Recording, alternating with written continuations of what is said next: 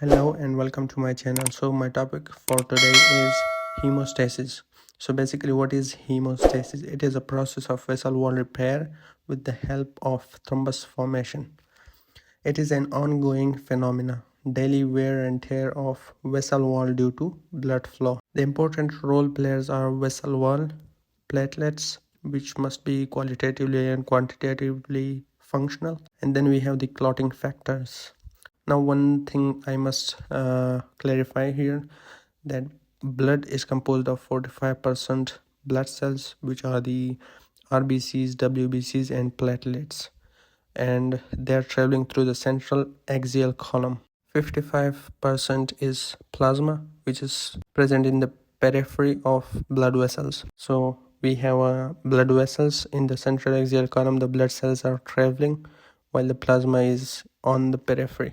Now let's start with the important role players and how they contribute to the process of hemostasis. So the first one is vessel wall. So basically what happens that when the endothelial cells on the basement membrane gets damaged, they release cytokines, which are the interleukin 8. The IL-8 brings platelets from central axial column to near damaged endothelial cells. Now what is the role of platelets? It has 3 steps: adhesion, activation and aggregation. So the first one, adhesion.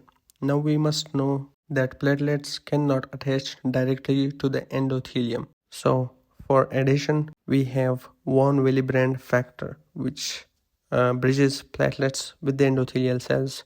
Activation: as platelets get adhesion with endothelial cells, platelets get activated, leading to activation of phospholipase A2 and the release of ADP from cytoplasmic granules.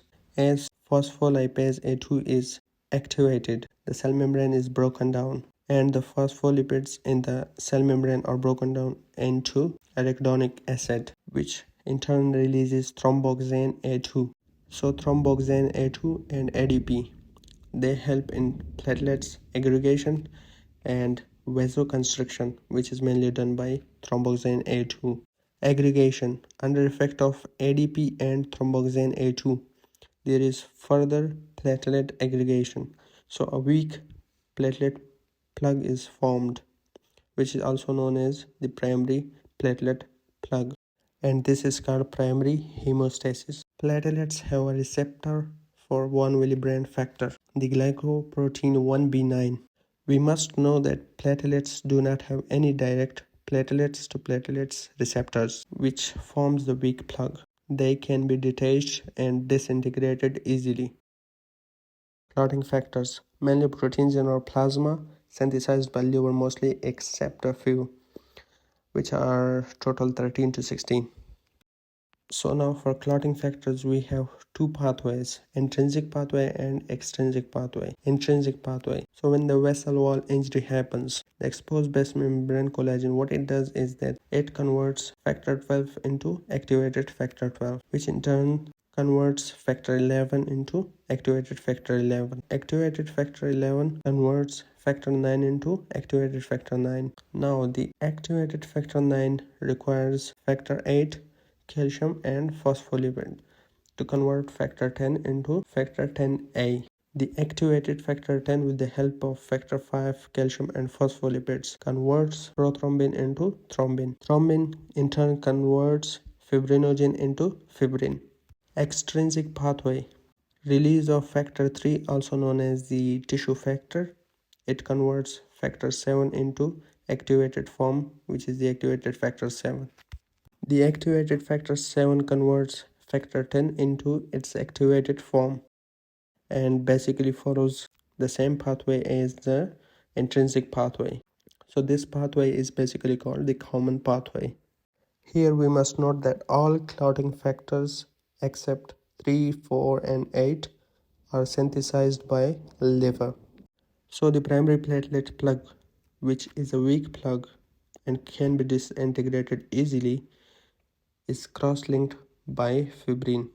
The receptors for fibrin is glycoprotein 2b, 3a. What the fibrin does is that it cross-links platelets. So when the primary platelet plug is cross-linked by fibrin.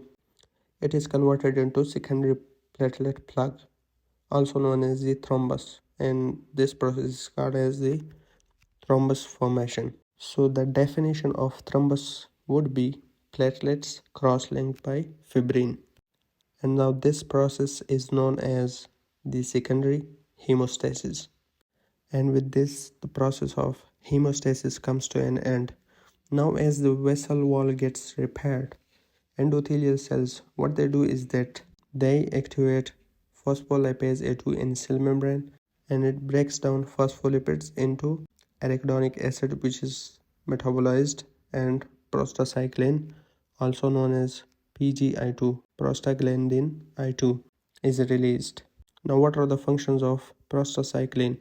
It inhibits further platelets aggregation and also causes vasodilation. And with that, the whole process comes to an end. Please like, comment, and subscribe to our channel. Thank you for watching.